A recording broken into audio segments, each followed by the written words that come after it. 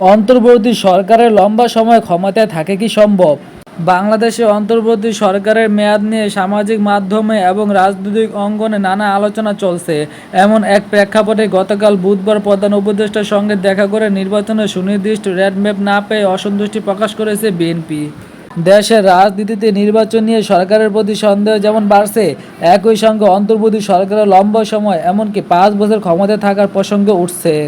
রাজনৈতিক বিশ্লেষকদের অনেকে বলছেন, এর ফলে সরকারের সঙ্গে অংশীজনদের এবং সর্বোপরি রাজনীতিতে সন্দেহ, অবিশ্বাস ও বিভাজন বা দ্রুত বৃদ্ধির আশঙ্কা থাকে।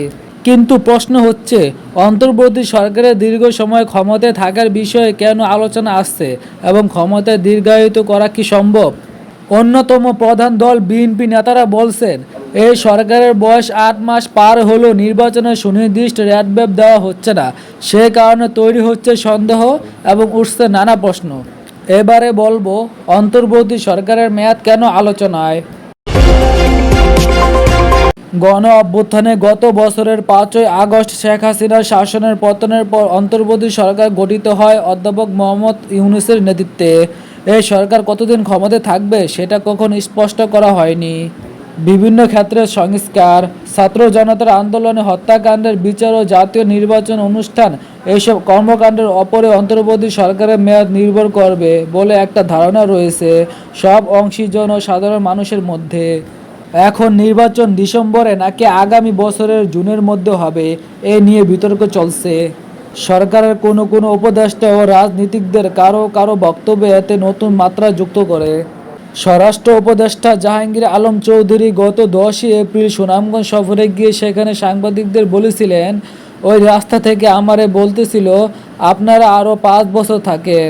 তার এই বক্তব্য ঘিরে আলোচনা সমালোচনা শুরু হয় রাজনৈতিক অঙ্গনে।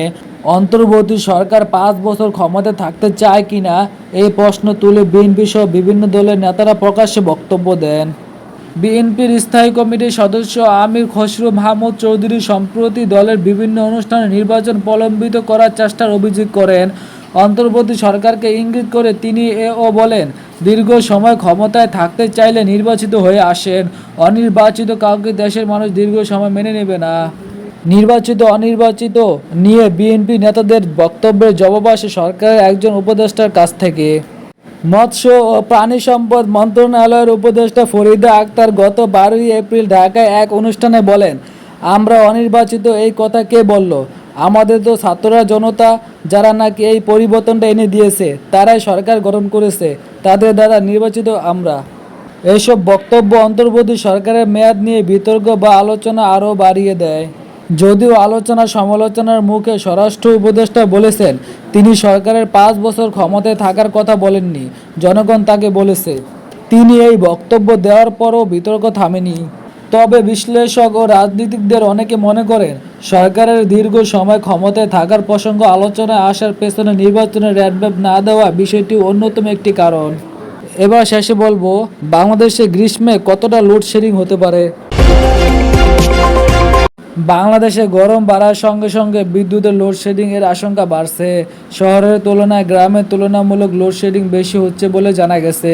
এখনও তীব্রতা না বাড়লেও সামনের সপ্তাহগুলোয় লোডশেডিং আরও বাড়তে পারে বলে আশঙ্কা রয়েছে। এ বছর গ্রীষ্মে বিদ্যুতের চাহিদা 18,000 মেগাওয়াট হতে পারে বলে পূর্বানুমান করেছে বাংলাদেশ বিদ্যুৎ উন্নয়ন বোর্ড।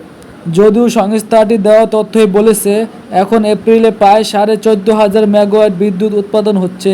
ফলে সেই হিসেবে তা ভরা গ্রীষ্ম মৌসুমে একই বা কিছু বেশি বা কম হতে পারে। এই হিসেবে লোডশেডিং হতে পারে প্রায় 4,000 মেগাওয়াটের। যদিও কর্মকর্তারা বলছেন, জ্বালানি সংকট বা অতিরিক্ত খরচ বাড়াতে না চাইলে 1 থেকে 1,500 মেগাওয়াট লোডশেডিং হতে পারে। জ্বালানি ও বিদ্যুৎ বিশেষজ্ঞ অধ্যাপক শামসুল আলম বিবিসি বাংলাকে বলেন, অন্যান্য রাজনৈতিক সরকারের মতো এই সরকারও জ্বালানির ক্ষেত্রে সেই একই পথে হাঁটছে। আদানির কাছ থেকে ডলার দিয়ে বিদ্যুৎ না কিনে সেটা দিয়ে কয়লা কিনে সরবরাহ করলে তার থেকে দ্বিগুণ বেশি বিদ্যুৎ উৎপাদন করতে পারি আমরা। ফার্নেস তেল চালিত জ্বালানি কয়লার চেয়ে বেশি ব্যয়বহুল, বলেন মিস্টার আলম। প্রিয় দর্শক, আপনাদের যদি কোনো মতামত থাকে অবশ্যই কমেন্ট করে জানাবেন। ধন্যবাদ।